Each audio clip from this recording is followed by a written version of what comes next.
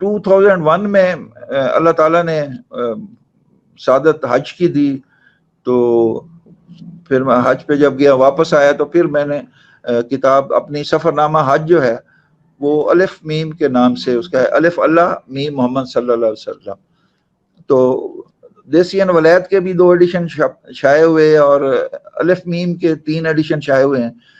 اس کی خاص جو بات ہے، تیسرا بعد میں بتاؤں گا کہ وہ سفر نامہ میرا مصر کا ہے، سفر نامہ وہ مصر میں گیا تھا، وہ مطلب تیسرا سفر نامہ.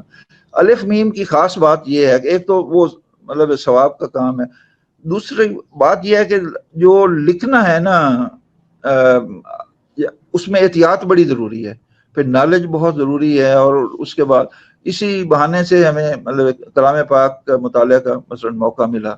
یہی صورتحال جب مصر کا سفر نامہ لکھا، وہاں بھی آپ کو پتہ ہے کہ ہر سپارے میں تھوڑی دیر بعد حضرت موسیٰ فرعون کا ذکر آتا رہتا ہے پورے قرآن مجید میں جا کے.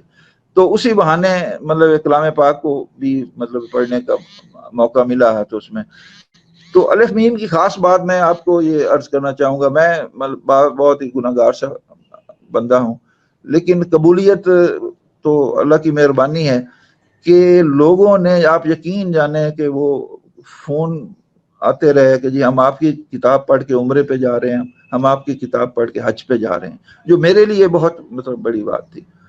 بہت سے فون بڑے ملکوں سے بھی، باہر سے ملکوں سے بھی آئے. مطلب لندن میں ایک خاتون نے مجھے فون کیا کہ میں نے آپ کی کتاب پڑھی ہے اور میں نے اب حج کا ارادہ کر لیا ہے. میرا جو وہ خامن میرا جو ہے وہ ابھی ڈاؤٹ فل ہے، وہ لیکن تیار ہو رہا ہے، تو آپ اس کے لیے دعا کریں. اور پھر اس نے یہ کہا کہ میں نے اب جو ٹی وی لگایا ہوا ہے نا جی، اس پہ میں نے صرف چینل جو ہیں وہ شریفانہ چینل لگائے ہیں، اور جو نیوز کے چینل ہیں وہ لگائے. میں نے اس کے کہا بیوی، میں نے کہا جی میں، آپ یہ سمجھ رہے ہوں گے کہ میں کو بہت ہی ملا قسم کا یا آدمی ہوں، میں گناہ گار سا بندہ ہوں، میں دنیا دار آدمی ہوں.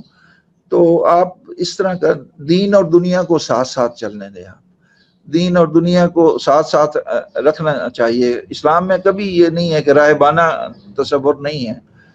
تو میں نے کہا میں دعا کروں گا، آپ کا ہسبینڈ بھی انشاءاللہ جلد تیار ہوگا. اور مطلب تو اس طرح سے یہ ہوتا ہے، تو مطلب ہے نا بڑی حوصلہ افزائی ہوتی ہے.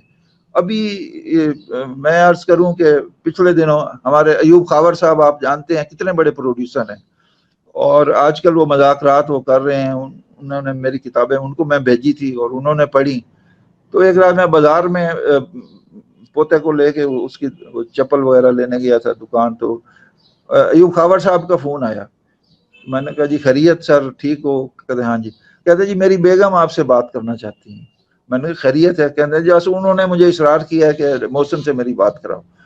تو میں نے بابی سلام، کیا حال خیر خرید. اس نے کہا جی کہ میں کیونکہ ان کے ایوب خاور صاحب کے پاس ٹائم نہیں ہوتا، میں ان کی کتابیں جو ہیں وہ سنبھالتی ہوں، تو میں نے ساری سنبھال رہی تھی، تو آپ کا مصر کا سفر نامہ میرے جو ہاتھ لگا ہے، تو میں نے پڑھا ہے. تو ان کے بقول جو ہے وہ کہنے لگے کہ جی وہ لوگ تو ویسے ہی نثر لکھتے ہیں، کیا نثر. وہ مطلب میرے لیے یہ بہت بڑی بات تھی. ایک مطلب چھوٹی سی بات میں اور کروں کہ جب ہمارے فیصل آباد میں جب بھی ہماری پی ایم اے کی کانفرنسز ہوتی تھیں، تو وہاں پہ میں کچھ نہ کچھ پیش کرتا تھا. لیکن اس کی خاص ایک بات یہ ہوا کرتی تھی فیصل آباد میں کہ اینڈ پہ اشفاق احمد صاحب جو ہیں وہ ان کو لیکچر کے لیے بلایا کرتے تھے. تو اب اگر میں آپ کو دکھا سکوں تو یہ تصویر آپ دیکھ رہے ہیں اشفاق احمد، میں ہوں، مجیب الرحمان شامی ہیں، اشفاق احمد صاحب ہیں، سلمہ وان ہیں، یہ بانو آپا ہیں، یہ عبد الرحمان ہے ادھر. جی جی ماشاءاللہ. احمد فراز صاحب ہیں، امجد اسلام امجد صاحب ہیں، اور احمد ندیم قاسمی صاحب ہیں. ماشاءاللہ ماشاءاللہ. تقریب تھی میری شیزان میں ہوئی، آپ مال روڈ پہ. یہ ظفر اقبال صاحب ہیں، یہ شہزاد احمد صاحب ہیں، یہ خواجہ ذکریہ ہیں، یہ اصغر ندیم سید ہیں، یہ میں ہوں، یہ جی جوش ہیں، یہ ڈاکٹر اختر شمار ہیں، یہ اس طرح سے دوسرے یہ فرحت عباس شاہ ہیں. تو ماشاءاللہ ماشاءاللہ माशाल्लाह तो माशाल्लाह। वो मैं बात ये कर रहा था, मोहब्बत करते थे।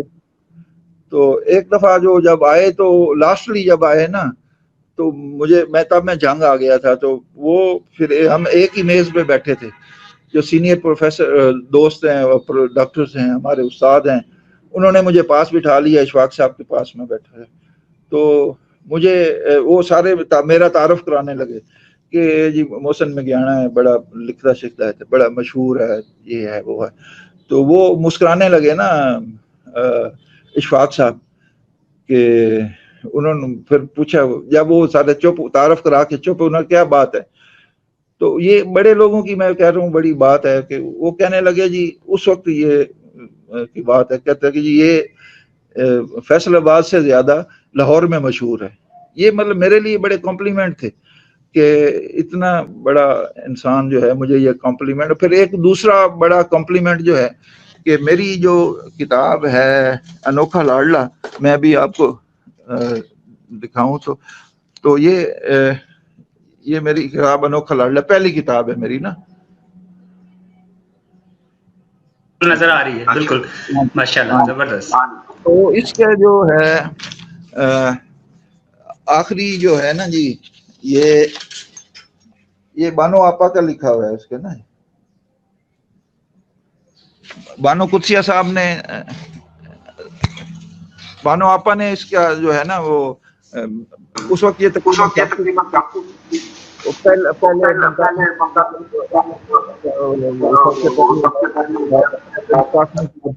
वजीरा साहब का, सारे जो अमजद जो आप बड़े नाम ले रहे हैं वो सब के उनमें कमेंट्स हैं। तो आपा का देर से कमेंट्स आया था, इसलिए सबसे आखिर में उनको लगाया उसमें अनोखा लाडला में। तो वो अशफाक साहब की बात कर रहा था मैं, तो वो कहने लगे कि मोहसिन यार तेरी आपा कहती सी उदों, अब तब मेरा वो सफरनामा देसियन वलायत छपा था। तो वो कहने लगे यार मोहसिन यार तेरी आपा कहती सी कि मोहसिन ने बड़ा इंप्रूव किया है, यानी कि सफरनामे में अनोखा लाडला से मतलब अगली किताब तक जो है ना। तो मेरे लिए ये बहुत बड़े वो कॉम्प्लीमेंट्स थे कि जी मतलब इस तरह से है। हाँ, बाकी मेरी किताबें मज़ा में है, पंजाबी में मेरी बमीरी जो 95 में आई, तो पहली किताब के बाद मुझे पंजाबी ज़्यादा लिखने पे अफजल हसन रंधावा साहब ने कहा कि आप क्यों नहीं पंजाबी लिखते। उनकी बेटी मेरी शागिर्द थी पीएमसी में, तो उन्होंने कहा आप पंजाबी में क्यों नहीं लिखते। मैंने कहा जी एक कहानी मैंने लिखी थी, तो वो सराइकी अदब वालों ने उस वक्त उमर खान बलोच ने मंगवाई थी, उसने उसको कन्वर्ट कर दिया। मैंने कहा मज़ा नहीं रहा, तो कहना नहीं आप, मैंने कहा जी मैं लिखूंगा तो फिर अपनी लांदी में जो मेरी मादरी है ज़बान, तो मैं उसमें लिखूंगा। उन्होंने कहा आप लिखें सही पंजाबी जो। तो 95 में मैंने वो मेरी बमीरी आई, उसका नाम बमीरी था। तो 96 में मुझे पाकिस्तान पंजाबी अदबी बोर्ड का मेंबर बना लिया गया, जो हम पंजाबी किताबें छापते हैं और सारा, और वो उसमें तकरीबन 20 के करीब मेंबर हैं पूरे पंजाब से। तो हम मिल के हमारी 2 साल बाद मतलब मीटिंग होती है उसमें। तो अल्हम्दुलिल्लाह 96 से लेकर अब तक मैं मेंबर ऑफ पाकिस्तान पंजाबी अदबी बोर्ड जो है उसका मैं मेंबर हूँ जाके। तो ये सिलसिला बस वो चल रहा है, अल्लाह का शुक्र है, अल्लाह का एहसान। माशाल्लाह जी माशाल्लाह।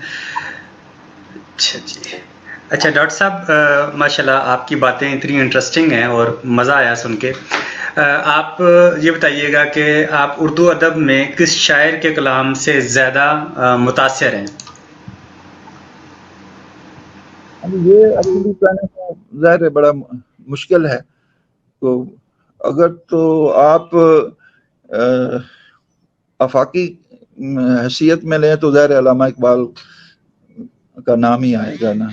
तो बाकी तो मैं तो पिछले दिनों किसी ने पूछा था आपका उस्ताद कौन है, अभी इंटरव्यू दोस्त लेने आए, तो मैंने कहा जी मेरा तो उस्ताद ज़माना है, ज़माना मेरा उस्ताद है, मैं तो सीखता हूँ। तो मैं तो मतलब है ज़ाहिर है किसी का कोई मतलब वो तो उस्ताद थे, ज़ाहिर है गालिब की क्या बात है, फैज़ की क्या बात है, बड़े बड़े नाम है, मीर तकमील जो हम पढ़ते थे, तो वो तो मतलब है हम उन क्या कह सकते हैं। लेकिन مطلب میں یہ سمجھتا ہوں کئی دفعہ ایسا ہوتا ہے, آپ یقین مانیں کہ ایک بندہ جس نے کوئی اتنا پڑھا لکھا بھی نہیں, ہم مشاعرے مطلب یہاں کرواتے ہیں جنگ میں بھی, میری ایک academy of arts and sciences ہے, اس کے تحت مطلب مشاعرے بھی کرتے ہیں, روٹری کا مشاعرہ بھی ہوتا ہے, روٹری کا بھی میں ممبر رہا ہوں, پہلے صدر بھی رہا ہوں میں روٹری کلب کا, تو مشاعرہ سالانہ ایک وہ کرواتے ہیں. ویسے بھی یہاں جنگ میں بڑا کلچر ہے, تو بلکہ ایک دفعہ یہ اردو ڈائجسٹ والے الطاف حسن قریشی صاحب تشریف لائے تھے جنگ میں, تو میں نے اپنی جب وہ غزل پڑھی تو اس کے بعد وہ کہنے لگے کہ جس طرح سے دبستان دہلی ہے, جس طرح سے دبستان لاہور ہے, دبستان لکھنؤ ہے, اسی طرح سے دبستان جنگ بھی ہے.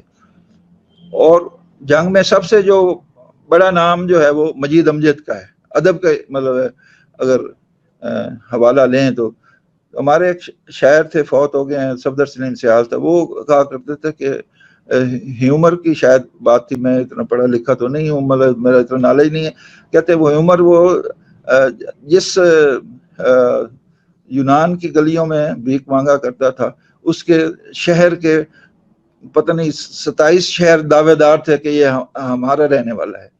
تو مجید امجد کو اس کی زندگی میں کسی نے نہیں پہچانا, اور بعد میں اب ساہیوال والے کہتے ہیں وہ ساہیوال کا تھا, وہ ظاہر ہے وہ جنگ کے تھے, وہ جنگ, تو اس بیچارے کو کیا پتا اب مجید امجد کا کس کام کی کہ اس کے پی ایچ ڈی ہو رہی ہے, اس کے زندگی میں تو اس کو بیچارے کو کسی نے پوچھا نہیں ہے, ٹھیک ہے نا. تو اسی لیے اب یہ میں جو وہ کہتا ہوں کہ میں نے کہا جلدی پتہ نہیں اللہ نے کتنا ٹائم یہ بھی مسٹری ہے کہ اللہ تعالیٰ نے مسٹری رکھی ہوئی, ہمیں پتہ چل جائے نا کہ ہمارے پاس 20 سال ہیں اور تو ہم ابھی سے مرنا شروع ہو جائیں, یہ اگر مسٹری مطلب ہے تو میرا تو یہ ہے کہ اپنی زندگی میں جو کام کر جاؤ وہ آپ کرتے رہو. اس لیے جو ہے نا وہ باقی ابھی میری 7-8 کتابیں جو ہیں وہ پبلشر کے پاس ہیں, وہ ڈھیلا پڑ گیا ہے, تو میں نے کہا نہیں یار مطلب ہے ذرا جلدی کرو, مطلب نا یہ ہے صورتحال. تو سیکھنا تو مطلب ہے کوئی ایک بندہ ایسا ہے, آپ ان پڑھ سمجھتے ہیں, ایسا وہ شعر کہہ دیتا ہے, آپ کہتے ہیں یار یہ تو مجھ سے بھی بہت اچھا لکھتا ہے یار. تو یہ اس لیے میں کہتا ہوں کہ زمانہ استاد ہے, سب سے سیکھتے ہیں, سب سے جا کے. جی ماشاءاللہ جی, زمانہ استاد ہے, کیا بات ہے ڈاکٹر صاحب. اچھا ڈاکٹر صاحب, جس طرح والدین کو اپنی ساری اولاد عزیز ہوتی ہے, لیکن کوئی ایک بچہ بطور خاص نور نظر ہوتا ہے, آپ کی اپنی تصانیف میں بطور خاص آپ کی نور نظر کون سی کتاب ہے؟ سر یہ بڑا ہی وہ مشکل سوال ہے, جیسے آپ والد سے پوچھیں کہ آپ کے کون سا بچہ ہے آپ کو, اس کے لیے بڑا مشکل ہوتا ہے بتانا کہ. اب اگر میں بینگ مسلم بات کروں, اور جو میرے لیے اس سے زیادہ سعادت کی بات نہیں ہے, میں نے الف میم لکھی ہے, الف اللہ سفر نامہ حج جو ہے وہ بتائیں. اچھا, لیکن جو میری جو شہرت ہے وجہ, وہ پہلی کتاب جو انوکھا لاڈلا تھی, وہ میری وجہ شہرت ہوئی. ابھی پچھلے سال نیشنل بک فاؤنڈیشن کا میلہ تھا, انہوں نے مجھے بلایا تھا, میری مزاح نگار کے طور پہ انہوں نے پھر میری کتاب سے شاکر حسین شاکر آپ جانتے ہیں ملتان کا بڑا رضی, اور وہ دو کپل ایسا ہے کہ وہ چھائے ہوئے ہیں مطلب ادھر ملتان میں, تو شاکر حسین شاکر نے میری وہ کتاب کو میرا تعارف کرایا, اور وہ اقتباس وہاں سے انہوں نے پڑھا میرا کال.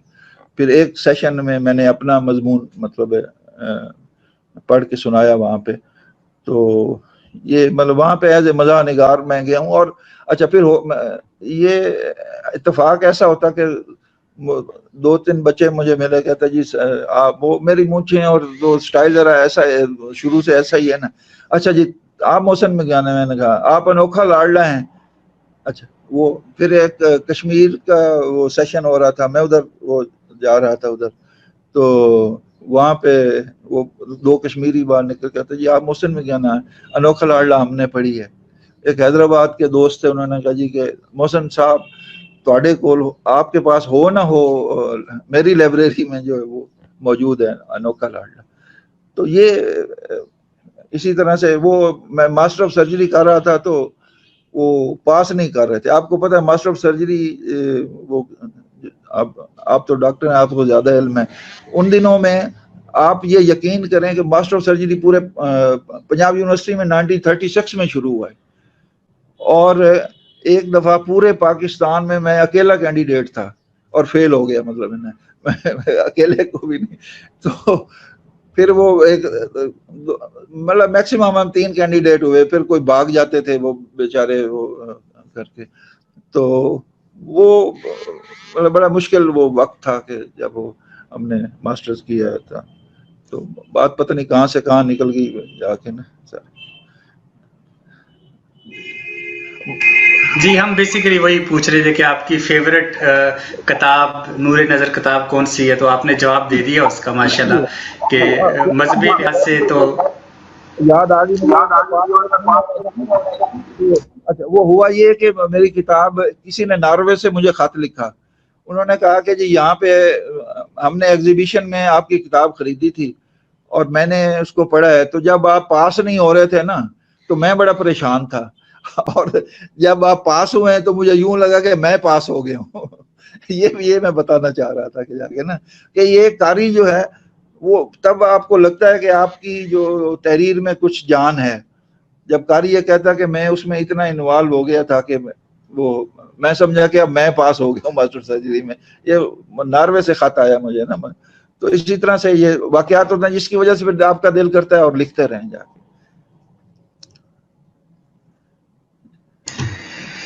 اچھا جی، تو مزاح نگاری کی ڈاکٹر صاحب بات کر رہے تھے. مزاح نگاری کے حوالے سے ادب میں مزاح نگاری کا ایک خاص مقام ہے. آپ اس حوالے سے مزاح نگاری کا مستقبل فیوچر کیسے دیکھتے ہیں؟ اصل میں مزاح نگاری جو ہے نا، خاص طور پہ جو نثر ہے نا، اس کا مجھے بڑا خوف رہتا ہے کہ اس میں، کیونکہ جو شاعری ہے مزاح کی شاعری، وہ تو آپ اب حد یہ ہو گئی ہے کہ ٹی وی کے مشاعرے جو ہیں جہاں پہ سنجیدہ کلام پڑھا جاتا تھا، اب سارے کے سارے وہ چینل جو ہیں وہ مزاحیہ مشاعرہ کرواتے ہیں، اور سنجیدہ بہت کم آپ اس میں آپ کو دیکھا ہے کہ لوگ دیکھتے نہیں ہیں. یہ روش جو ہے نا بڑی مطلب غلط سی روش ہے. تو دوسرا آپ نے دیکھا ہے کہ جو مزاح یہاں پہ ہمارے جو پروگرام ہوتے ہیں جو 11 بجے شروع ہوتے ہیں، وہ ایک وہ تھیٹریکل وہ مزاح اس کو نہیں وہ کہتے، وہ پھکڑ پن کی صورت اختیار وہ کر جاتا ہے. تو اس وجہ سے میں بڑا خوفزدہ ہوں کہ جو مزاح بھی ایک سنجیدہ عمل ہے. آپ مزاح محض کسی کو ہنسانے کے نہیں لکھتے، اس کے پیچھے کوئی نہ کوئی سبق ہونا چاہیے اس کا، کہ ایویں مطلب ہنسا کے چلے گئے اور بات مطلب کوئی بھی نہ ہوئی. تو نثر میں لکھنے والے بہت کم ہیں. پھر نثر میں بھی ایک آگے یہ بات ہے کہ مثلا میں ڈاکٹر ہوں، میں سرجن ہوں، میں پریکٹس کرتا ہوں، میں کوئی ایسی بات نہیں لکھ سکتا کہ کل کلاں کوئی فیملی اس وجہ سے میرے پاس نہ ہے کہ اس نے تو فلاں مطلب فکرے میں بیہودہ کوئی بات کی تھی، اور اس طرح یہ تو اندر سے بندہ ٹھیک نہیں ہے جا کے نا. ہمیں اسلام بھی اس کی اجازت نہیں دیتا، ہمیں اخلاق بھی اس کی اجازت نہیں دیتا. اب پرابلم یہ آ گیا ہے کہ ہمارا مزاح کا جو معیار ہے عوام کا جو ہے وہ اتنا اوپر کر دیا گیا ہے کہ جب تک آپ فضول کوئی لطیفہ نہ گڑھیں یا کوئی ایسی بات نہ کریں تو وہ لوگ وہ اس پہ ہنستے نہیں ہیں، اور ہم ان کو ہنسانے کے لیے ایسی باتیں کر جاتے ہیں جو کہ ہمیں وہ نہیں کرنی چاہیے ایک فیملی میں اور بیٹھ کے. تو اس پہ مجھے بہت زیادہ تشویش ہے. میرے آپ یوٹیوب چینل ہے، آپ نے دیکھا ہی ہے، اس میں جتنے بھی میرے مزاح ہیں وہ لائٹ ہیں. آپ جو فیملی میں بیٹھ کے آپ سنا سکتے ہیں، پڑھ سکتے ہیں. تو اس لیے مجھے اس اینگل سے تھوڑی تشویش ہے، لیکن ابھی بھی مطلب ہے جو کہہ لیں کہ با اخلاق طور پہ مزاح لکھنے والے موجود ہیں، تو لیکن ان کی تعداد بہت کم ہے، جس پہ تھوڑی سی تشویش ہے مجھے. جی سر. اچھا ڈاکٹر صاحب کہتے ہیں کہ ایک اچھے سرجن کے پاس لائنز ہارٹ شیر کا دل، ایگل آئی شاہین کی آنکھ اور لیڈیز فنگر ہونی چاہیے، یعنی خاتون کی طرح نفیس انگلی ہونی چاہیے. اللہ تعالیٰ نے تو آپ کو ایک اضافی خوبی حساس سوچ بھی عطا کی ہے۔ آج کل کے معاشرے کے بے حس رویوں میں اس قدر حساس دل کے ساتھ آپ کس طرح خوبصورت حصے مزہ اور نرم مزاجی کو برقرار رکھتے ہیں؟ آپ کی بات پہ نا بڑی ایک خوبصورت، ایک مریض میرے پاس آیا تو اس کے ساتھ ایک صاحب آئے. اچھا مجھے نہیں پتا تھا کہ وہ لکھاری بھی ہیں یا کیسے. وہ کچھ عرصے بعد وہ متاثر ہو کے آئے میرے پاس. ایک ربائی وہ لکھ کے لائے جو آپ نے بات کی ہے نا، وہ اب تک تب سے میرے کمرے میں آویزہ ہیں، لکھ کے فریم کرا کے دے کے گئے. تو وہ آپ کو میں دکھاتا ہوں، ابھی میں کمرے میں ہی ہوں. تو اس میں یہ ہے کہ فن جراحت میں حاذق و چن، یعنی کہ سرجری میں حاذق و چن، ڈاکٹر و چن. جی نظر باز کی سر فلاطون کا اور جگر شیر کا ہاتھ خاتون کا. یہ کیا بات ہے، کیا بات ہے. یہ 4 کوالٹیز آف سرجن جو ہیں اس کا ترجمہ ہے. انہوں نے یہ ربائی وہ کسی کے ساتھ آئے تھے اور متاثر ہو کے وہ یہ فریم کروا کے میرے لیے انہوں نے لکھا. ان کا بیٹا بھی اردو کا پروفیسر ہے، اب خود تو وہ فوت ہو گئے ہیں. تو انہوں نے میری مطلب الف میم کتاب تھی وہ بھی ساری کی ساری اس نے چیپٹر بائی چیپٹر تبصرہ لکھا. تو اچھا بات یہ، اور لوگ اکثر یہ کہتے ہیں کہ جی آپ تو سرجن تو بڑا سخت دل ہوتا ہے اور آپ یہ لطیف یا پھر آپ مزاح لکھتے ہیں، یہ تو کوئی میچ نہیں کرتا. اچھا میں یہ کہتا ہوں کہ جو سرجن ہوتا ہے اس میں حس سے لطیف بہت زیادہ ہوتی ہے، اس سینس میں کہ وہ چاہتا ہے کہ میرا مریض، اب آپ تو ایستھیٹک کو زیادہ سمجھتے ہیں، آپ کا فیلڈ ہے، کہ سرجن یہ اگر یہ نہیں چاہتا کہ اس کا مریض خوبصورت نظر آئے تو وہ سرجن نہیں. ہم جب مطلب اس کے فیس پہ ٹانکے لگاتے ہیں اور پھر کچھ مہینے ڈیڑھ بعد وہ آتا ہے تو کہ جی ڈاکٹر صاحب تو پتہ ہی نہیں لگ رہا ہے کوئی ایکسیڈنٹ ہوا بھی تھا یا نہیں، تو وہ جو سیٹسفیکشن ہوتی ہے نا. تو اور یہ جو ہے یہ اگر آپ کے اندر حصے لطیف ہے تبھی آپ ایک اچھے سرجن بن سکتے ہیں. اور اگر آپ کے پاس اچھی آپ حساس دل ہے، ایک اچھے سرجن بھی تبھی بن سکتے ہیں اور اچھے رائٹر بھی تبھی بن سکتے ہیں. تو یہ مشترکہ چیز ہے. پھر سرجن کو ڈاکٹر وزیر آغا نے بھی لکھا تھا کہ سرجن جو ہے وہ ڈاکٹر محسن ایسے لکھتا ہے جیسے زمانہ اس کے ٹیبل پہ پڑا ہو. اور مطلب یہ ان کی بڑی بات تھی. کیا بات. تو وہ بات یہ ہے کہ سرجن تو ایسا ہونا چاہیے کہ پھر ہمارے پاس دونوں ہتھیار ہیں. نشتر سے ہم جو بیماریاں اس کو کلا کما کرتے ہیں، اکھاڑ پھینکتے ہیں، اور قلم سے ہم نشاندہی کرتے ہیں اور کوشش کرتے ہیں ہم اس کا علاج بھی بتائیں، وہ جو لکھتے ہیں ہم. تو یہ بڑی مماثلت ہے. لوگ وہ ویسے ہی کہتے ہیں. اب دیکھو جی میرے ساتھ جو سرجن تھا، جیسے میں مثال دی، وہ خون دیکھ کے تھے، وہ بلیڈنگ دیکھ کے چھوڑ کے بھاگ. اچھا سرجن تو وہ نہیں بن سکتا نا. تو وہ ظاہر ہے ایک حساس دل کا مطلب یہ نہیں ہے کہ آپ مریض کو بھی آدھا چھوڑ کے بھاگ جائیں، تو وہ you can't be good surgeon جا کے.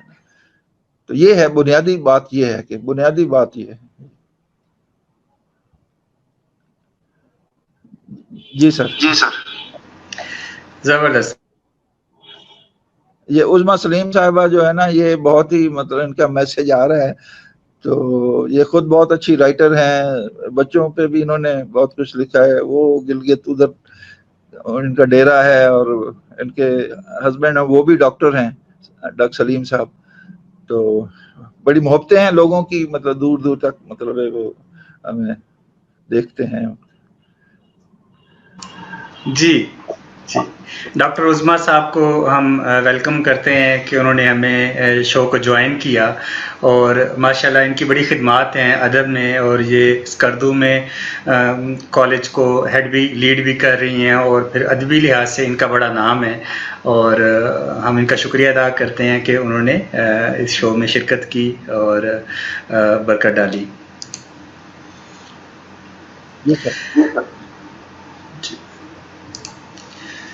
اچھا ڈاکٹر صاحب، ہمارے پاس کچھ کومنٹس آئے ہیں، کوشچن آئے ہیں. ایک افشاں کہہ رہی ہیں کہ ڈاکٹر صاحب I have a question, do you have any plan to write a book for medical students just like there was a book short cases by doctor K Das, ماشاء اللہ you have very good knowledge and surgical skills.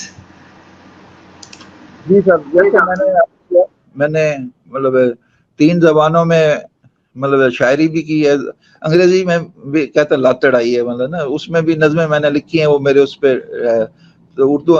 اب میرا یہ تھا کہ یہ بہت بھابھی نے بڑا اچھا سوال کیا ہے, تو بات یہ ہے کہ میری اپنی یہ خواہش تھی, اور میں ایک کتاب جو ہے لکھ رہا ہوں, وہ اس کا عنوان ہے, ٹائٹل ہے وہ making of a chief surgeon. میں as a chief surgeon retire ہوا ہوں, وہ کافی حد تک وہ مطلب مکمل ہے. اس کی وجہ لکھنے کی خاص طور پہ یہ تھی کہ ہم نے جو مشکلات ہمارے سامنے, سرجری نے اتنی مطلب ٹرانسفارمیشن ہوئی, میٹامارفسز ہوئی ہے کہ شاید کسی کوئی اور اس کا اتنا گواہ نہ ہو. جیسے ہم نے مطلب وہ ٹیلی فون, عام ٹیلی فون سے لے کر ڈائل والے سے لے کر اب تک جو دیکھی ہیں, تو ہم جو جن چیزوں کے گواہ ہیں, آئندہ نسل اس کی وہ گواہ نہیں ہے.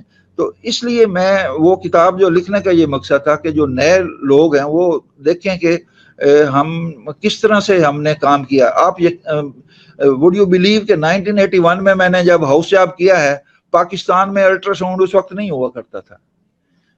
الٹرا ساؤنڈ اب لوگ امیجن ہی نہیں کر سکتے کہ اس وقت الٹرا ساؤنڈ نہیں ہوتا تھا.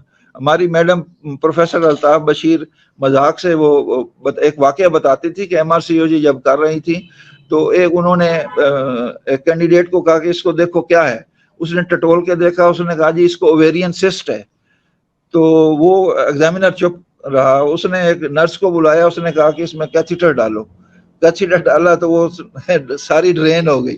اس نے کہا your ovarian cyst is being drained by catheter. یعنی کہ وہ الٹرا ساؤنڈ کی اتنی اہمیت ہے کہ اس وقت اتنا مطلب فرق ہوا کرتا تھا اس میں. تو میں اس پہ ساری ڈیولپمنٹ جو ہے, اب میں آپ 90 میں کچھ عرصہ چند دن کے لیے ٹوبا گیا, اور پھر چنیوٹ مطلب کچھ عرصہ رہا.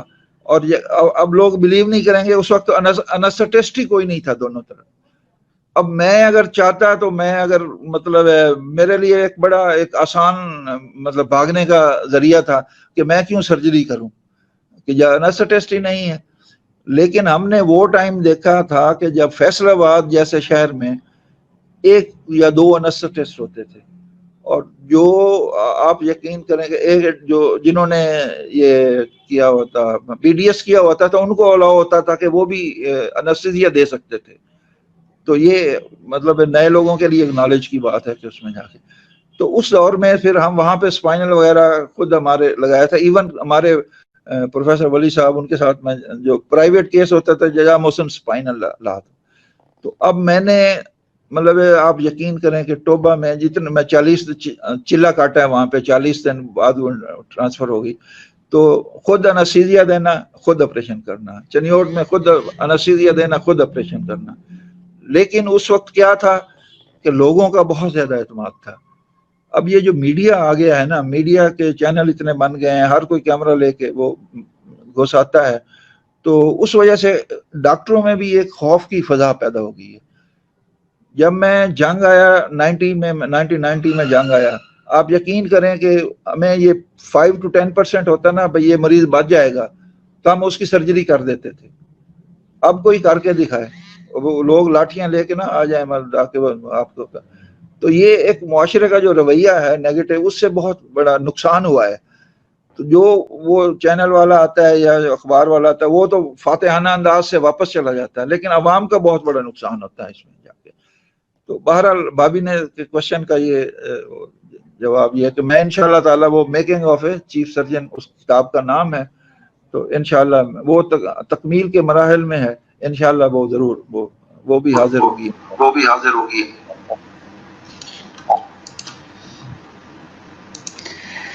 اچھا سر, یہ محمود کیسرانی صاحب کا کوشچن علیحدہ سے آیا ہے. وہ کہتے ہیں کہ I have a question, what if the pilonidal sinus left untreated for a long time. What will be the pros and cons of open method and flap method for treatment? Also, please, I request Dr. Mohsen to give his expert opinion that will be the best treatment method among both of it.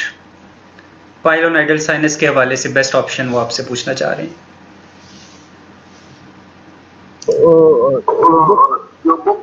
Option है ना, वो तो है कि इसको open रखें आप. और ये जाहिर है बुक्स जब लिखी गई हैं तो उस वक्त जब मसलन थीर सेपरेशन होता था रेक्टल प्रोलैप्स के लिए, उस वक्त वो स्टेनलेस स्टील वायर यूज हुआ करती थी. तो वक्त के साथ साथ जैसे मतलब एंटीबायोटिक अच्छे आ गए, एनेस्थीसिया अच्छा आ गया, तो वो उस वक्त में चेंजेस आए.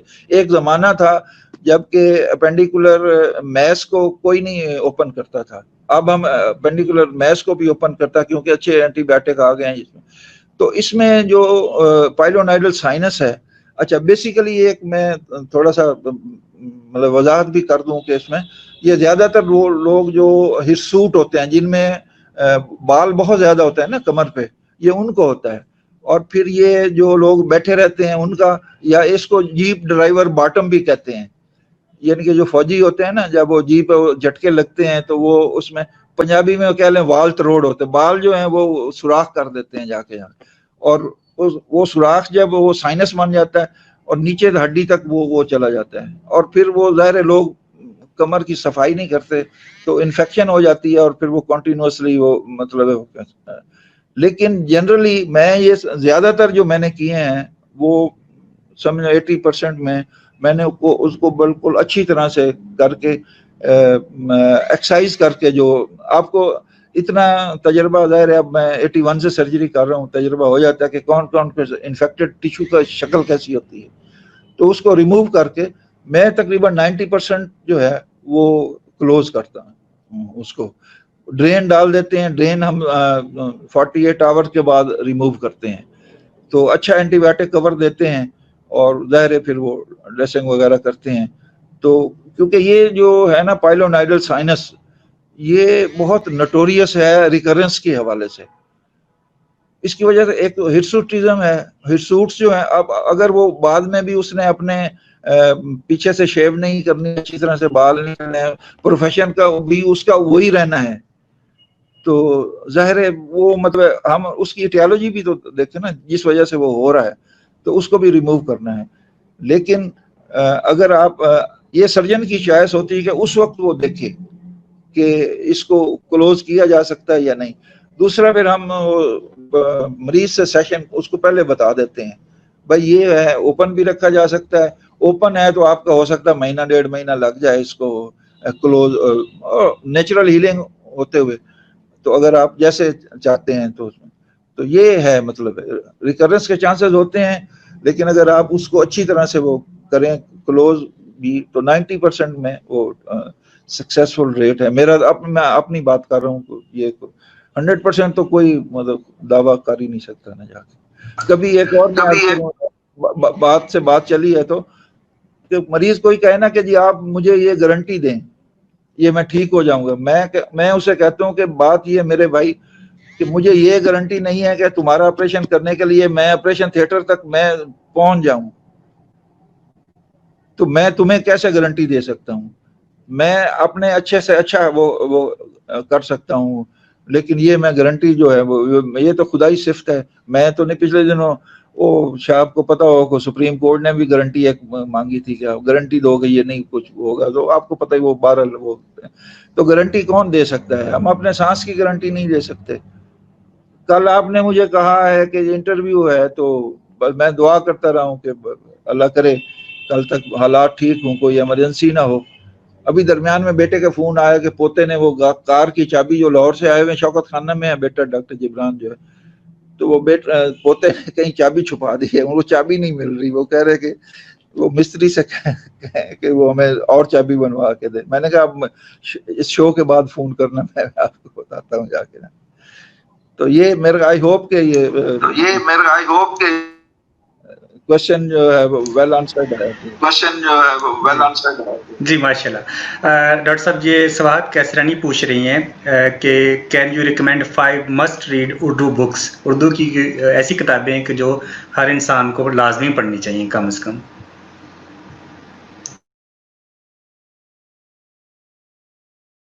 तो वो वैसे बड़ी बुरी बात होगी जाके, तो लेकिन ये बहरहाल कोई मतलब आप अफसाने का अगर वो नावल का जिक्र करें तो बानो कुत आपा का जो है वो राजा गिद्ध है, वो मतलब रिकमेंड करेंगे।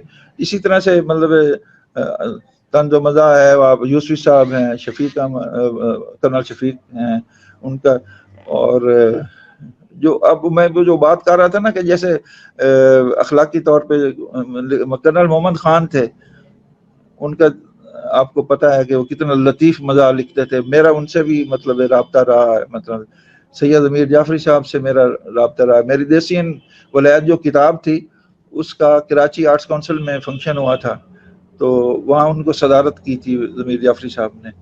तो वो भी मतलब शाइस्तगी जो है ना, वो आपको पता शाइस्तगी ज़रूर रहनी चाहिए। हम मतलब एज ए मुस्लिम भी और एज ए इंसान भी वो आपके उस मज़ा में भी शाइस्तगी होनी चाहिए। तो मज़ा के हवाले से मतलब ये किताबें हैं, और बाकी आप कह लें कि सबसे बड़ी किताब तो कुरान मजीद है।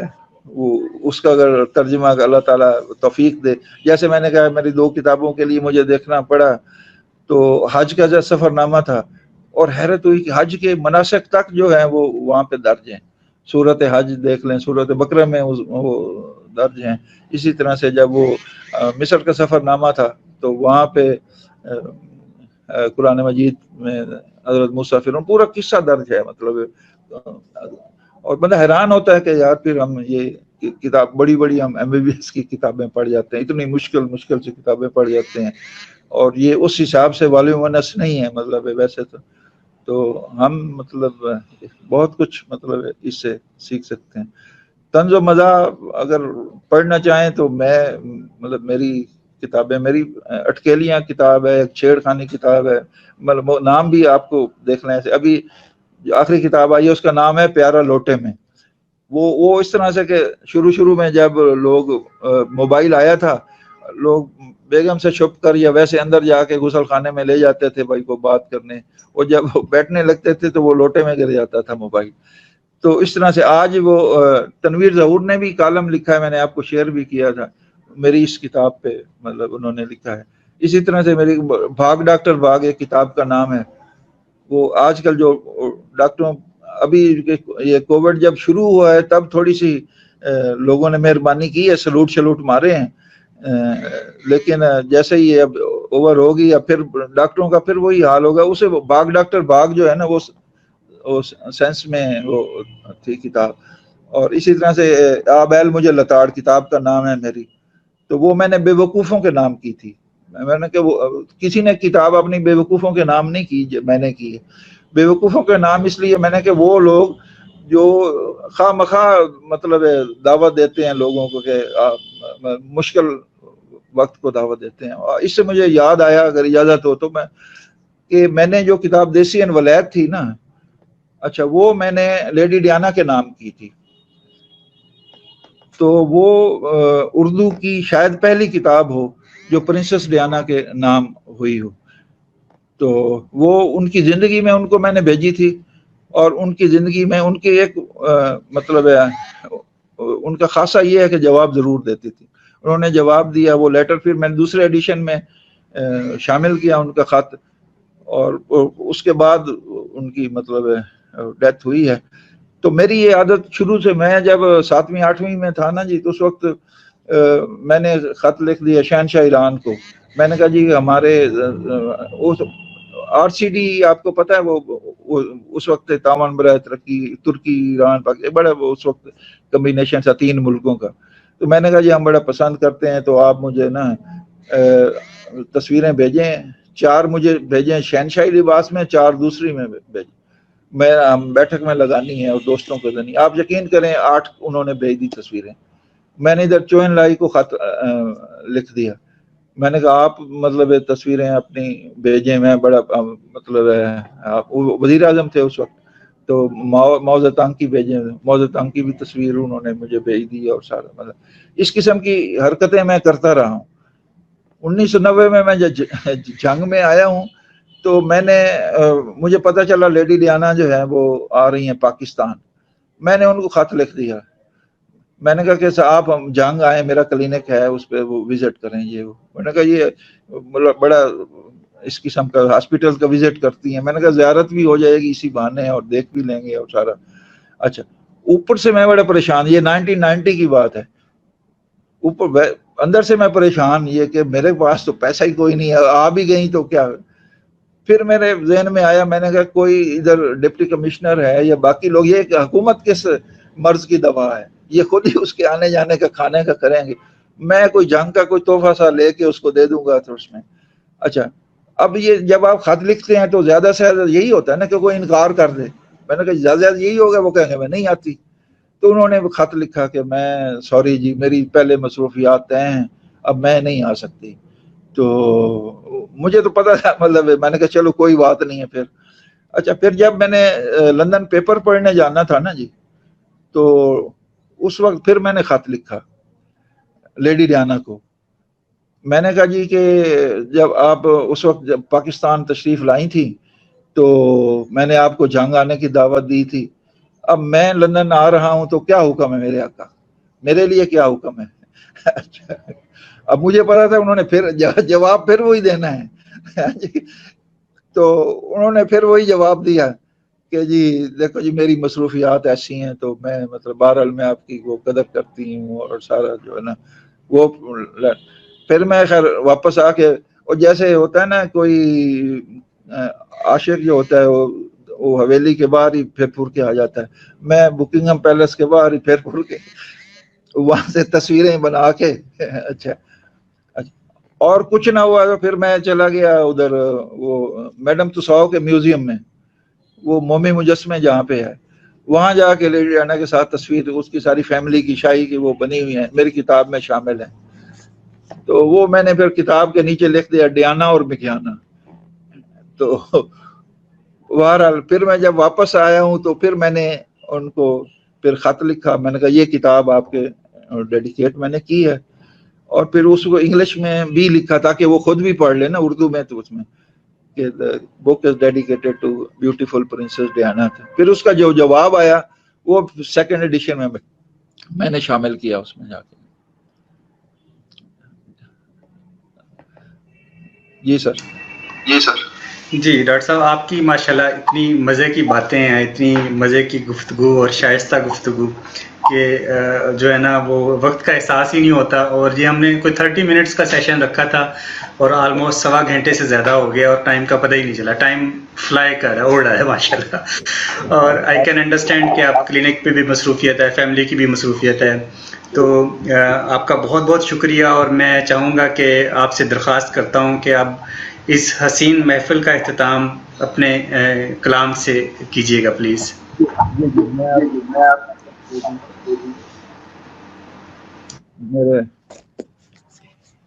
میری جو کتاب ہے, اگر پہلے میں آپ کو ایک نعت شریف سنا دیتا ہوں, پھر ایک غزل, اور پھر اجازت. نعت جو میری اس کا بھی ایک پس منظر ہے کہ میں نے بتایا میں نے الف میم لکھی, کتاب لکھی میں نے سفر نامہ حج کا. تو سفر نامہ حج لکھا وہ تقریباً 450 صفحے کا ہے. تو دل میں ایک بڑی حسرت تھی کہ یار نعت نہیں ہوئی. اتنا میں نے 450 صفحے کی کتاب, بڑی حسرت تھی, اور کوئی نہ مطلب ہے نا, میں نے کہا پتہ نہیں شاید قبولیت میں کوئی جو ہے نا کمی رہ گئی ہے نا. تو ایک دن میں اس وقت DHQ میں تھا ہاسپٹل میں, تو میں صبح صبح تیار ہو رہا تھا, تو اسی وقت نعت کے پوری نعت چند منٹوں میں مطلب وہی جو میں پیش کرتا ہوں کہ کروں جو حمد تو نظریں اٹھا کے رکھتا ہوں. یہ جو ماحول ہے اس کو سامنے, اب مکہ کا ماحول اور ہے, مدینہ کا ماحول اور ہے, اس کو سامنے رکھتے ہوئے کہ کروں جو حمد تو نظریں اٹھا کے رکھتا ہوں, اور لکھوں جو نعت تو سر کو جھکا کے رکھتا ہوں، کروں جو ہم تو نظریں اٹھا کے رکھتا ہوں، لکھوں جو نعت تو سر کو جھکا کے رکھتا ہوں۔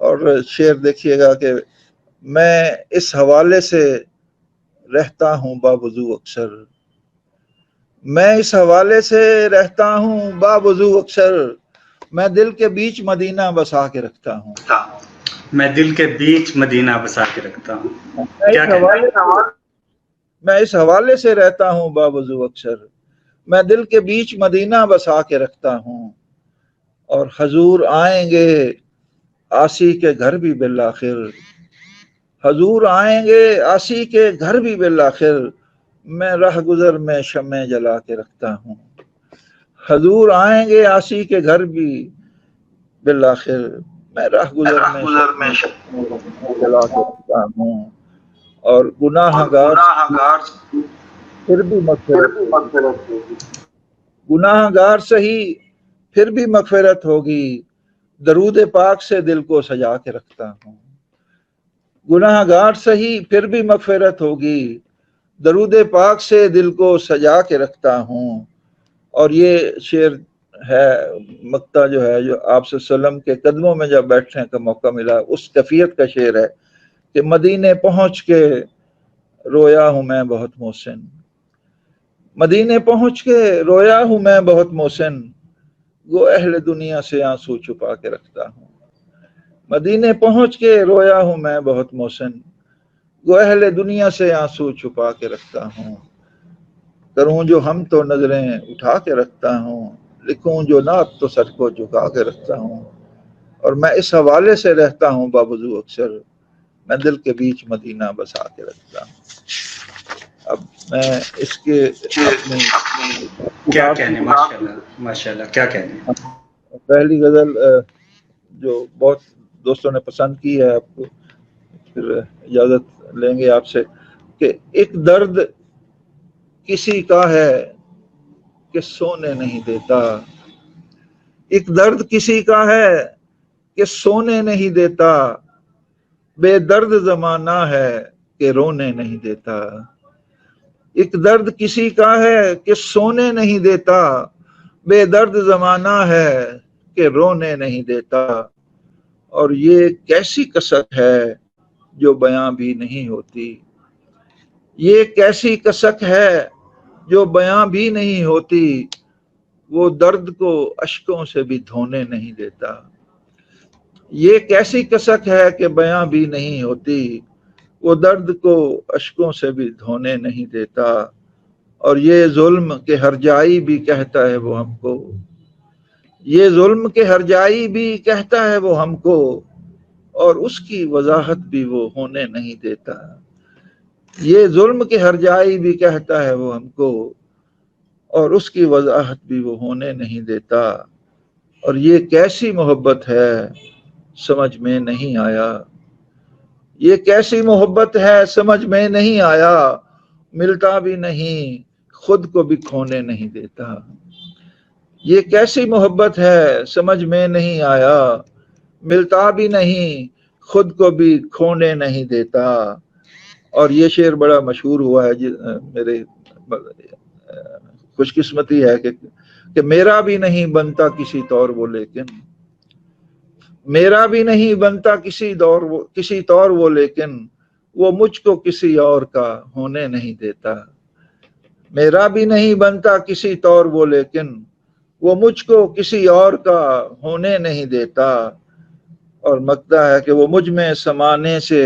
گریزاں بھی ہے محسن، وہ مجھ میں سمانے سے گریزاں بھی ہے محسن، اور بیج جدائی کا بھی بونے نہیں دیتا، اور بیج جدائی کا بھی بونے نہیں دیتا، میرا بھی نہیں بنتا کسی طور وہ، لیکن وہ مجھ کو کسی اور کا ہونے نہیں دیتا۔ جزاک اللہ، مزہ آ گیا، مزہ آ گیا، اتنی حسین اور مزے کی گفتگو، اور اس کے بعد آپ کے اتنا اچھا نعتیہ کلام اور حسین کلام، دل کو چھو لینے والا کلام، اور پھر آپ کی آخر میں جو غزل، مزہ آ گیا۔ اور یقین کریں کہ ڈاکٹر صاحب آپ کے ساتھ یہ جو چھوٹی سی محفل تھی یہ یاد رہے گی. بہت لطیف، بہت حسین یادیں آپ نے اپنی زندگی کی ہمارے ساتھ شیئر کی. اللہ تعالیٰ آپ کو زندگی دے، اللہ تعالیٰ آپ کی زندگی میں، صحت میں، آپ کی خواہشات میں، آپ کی جو خدمات ہیں ادب کے حوالے سے اس میں برکت ڈالے اور آپ کا سایہ ہم پہ سلامت رکھے. آپ قیمتی اثاثہ ہیں ہمارے لیے، اپنی سرزمین کے لیے، اور یوں ہی آپ خوش رہیں، خوش رکھتے رہیں، لوگوں کو خدمت کرتے رہیں. آپ ہم سب کے لیے انسپائریشن ہیں. اور ابھی تھوڑی دیر پہلے ڈاکٹر ذیشان جو آپ کی ہی سرزمین کے ہیں، سائیکیٹرسٹ ہیں امریکہ میں، ہارورڈ سے ٹرینڈ، ان کا پچھلے ہفتے میں نے انٹرویو بھی کیا تھا. تو وہ بھی آپ کا انٹرویو دے کے بہت خوش تھے اور کہہ رہے تھے، وہ بھی فخریہ انداز سے کہہ رہے تھے کہ ڈاکٹر محسن بگھیانہ صاحب ہماری سرزمین کا ایک سپوت ہیں اور ہمیں ان پہ فخر ہے. تو آپ کا شکریہ، آپ نے ہمیں اپنا قیمتی ٹائم دیا اور آپ کا بہت بہت شکریہ. انشاءاللہ تعالی زندگی رہی تو پھر آپ سے ٹائم لیں گے اور پھر گپ شپ ہوگی. آخر میں ایک بات میں کہنا چاہوں گا کہ جتنی محبت آپ میں اور بھابھی میں ہے نا، دعا کریں کہ باقی کے دلوں میں بھی اتنی محبت پیدا ہو جائے گا. آمین جی، آمین جی. آپ کا حسن نظر ہے، آپ کی محبت ہے، آپ کا پیار ہے. آپ کوئی آخر میں اپنے چاہنے والوں کو جو آپ سے پیار کرتے ہیں کوئی پیغام دینا چاہیں تو پلیز. بس میری ریکویسٹ ہے کہ زندگی جو ہے وہ اللہ تعالیٰ کی نعمت ہے اور اس کی حفاظت آپ کے ذمہ اللہ تعالیٰ نے لگائی ہے. ایک کورا کاغذ اس نے دے دیا ہے، اس پہ آپ جو مرضی لکھ سکتے ہیں، تقدیر اپنی آپ بنا سکتے ہیں. اللہ تعالیٰ نے آپ کو ڈائریکشنز دے دی ہے، مطلب قرآن مجید میں بھی اور ویسے بھی. دوسرا جو میں شروع سے رہا ہے میرا کہ وقت کی اہمیت کو سمجھیں. مطلب وقت جو ہے نا، اب میرے دن میں یہ اسیس کرتا ہوں سوتے وقت کہ آج میں نے کیا کیا کیا، اپنے لیے کیا کیا، فیملی کے لیے کیا کیا، ہاسپٹل کے لیے کیا کیا، قوم کے لیے کیا کیا، آخرت کے لیے کیا کیا.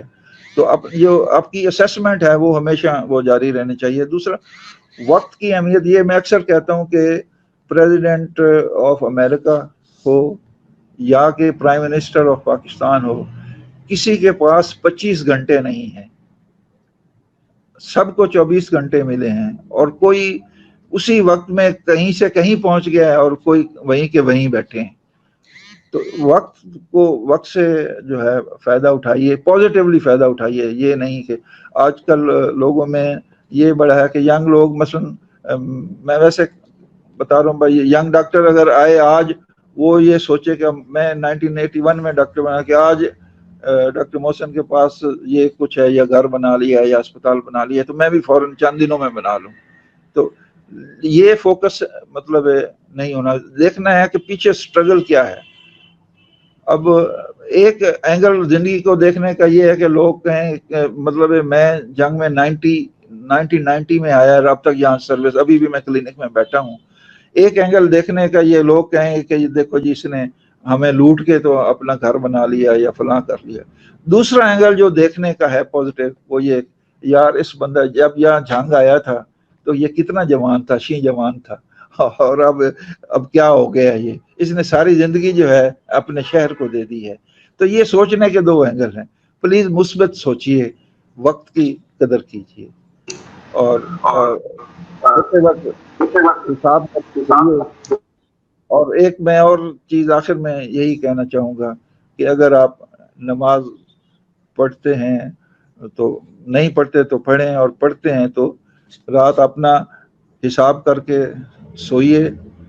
اس کی وجہ صرف یہ ہے کہ میں اکثر یہ کوٹ کرتا ہوں کہ حضرت علی رضی اللہ تعالیٰ عنہ نے فرمایا تھا کہ زندگی میں صرف ایک دن میں شور تھا کہ میں صبح زندہ اٹھوں گا، جب حضور پاک صلی اللہ علیہ وسلم جو ہیں میرے امانتیں میرے سپرد کر کے مدینہ سے مکہ گئے تھے. تب مجھے یقین تھا کہ صبح میں زندہ اٹھوں گا، ورنہ مجھے زندگی میں کبھی ایسا نہیں یقین ہوا.